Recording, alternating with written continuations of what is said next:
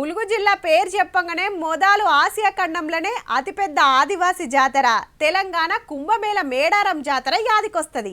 అటెన్క రామప్ప గుడి, లక్నవరం శర్వందాలు, బొగత జలపాతం, తాడ్వై అడవుల బ్లాక్ బెర్రీ ఐలాండ్స్ ఇట్లా షాన్నే ఉన్నాయి. అడవులు, జీవాలు, ప్రకృతి అందాలకు అడ్డగా పేరుపోయింది ములుగు. ఇక ఇప్పటి సంది గీటికి సుతా.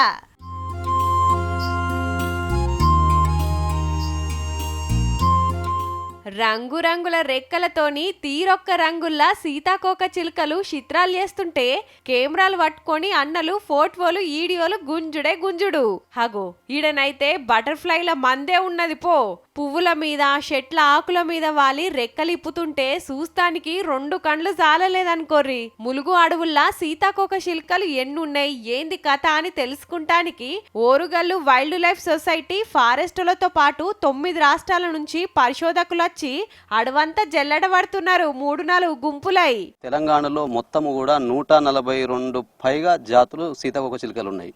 సో అందులో 80 జాతులను ఒక ఏటూ నాగారం వైల్డ్ లైఫ్ శాంక్చురీలోనే.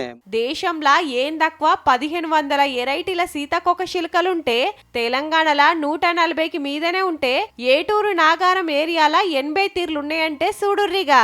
మరి గీ తీర్ల ఎందుకు అడ్డబెట్టినాయంటే ఇక్కడ ఎందుకు ఎక్కువ కనబడుతున్నాయంటే అన్డిస్టర్బ్డ్ ఫారెస్ట్ ఉంది, రిచ్ బయోడైవర్సిటీ ఉన్న ఏటూ నాగారం వైల్డ్ లైఫ్ శాంక్చురీ ఉండడం వల్ల బటర్ఫ్లైస్ ఎక్కువ కనబడే ఆస్కారం ఉంది. అందుకే మేము పరిశోధిస్తున్నాం. చెట్లు నరుకుడు తక్కువ ఉంటే బటర్ఫ్లైలు ఎక్కువ ఉంటాయి అన్నట్టు. అవి ఎక్కువ ఉన్నాయంటే అడవి నిమ్మలంగానే ఉన్నట్టు. బటర్ఫ్లైస్ ఎక్కడైతే ఉంటాయో అక్కడి యొక్క బయోడైవర్సిటీ చాలా రిచ్గా ఉన్నదని, హెల్తీగా ఉన్నదని మనకు ఒక సూచికగా బటర్ఫ్లైస్ మనము గ్రహిస్తాం. చూస్తానికి ఇంతే ఉంటాయి గాని అడవులు పెరుగుతానికి సుతా ఆసరైతే అంటే చూడుర్రిగా. హగో గందుకే అవిటిని దేవులాడుకుంటా ములుగు, ఏటూరు నాగారం, తాడ్వాయి, లక్నవరం ఏరియాల పరిశోధన చేస్తుర్రు. అబ్బా మాకు కూడా మస్తు కాయిషున్నది, అట్లా పోయేస్తామని ఉరికేరు. వీళ్ళంతా 3 వద్దులు అడవి జల్లెడ పడితే కానొచ్చినాయి. ఇవన్నీ చూసి మురుసుడే మనం.